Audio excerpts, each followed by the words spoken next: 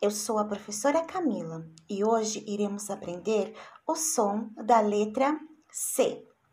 A letra C possui dois sons, K, K, K, S, S, S. A grafia correta da letra C, minúscula, é assim. Começa de baixo para cima. A letra C, maiúscula, começa de cima para baixo. Lembrando que a letrinha C maiúscula não tem este rabinho igual tem a letrinha C minúscula. Vamos lá? Aonde tem essas bolinhas, o som é S.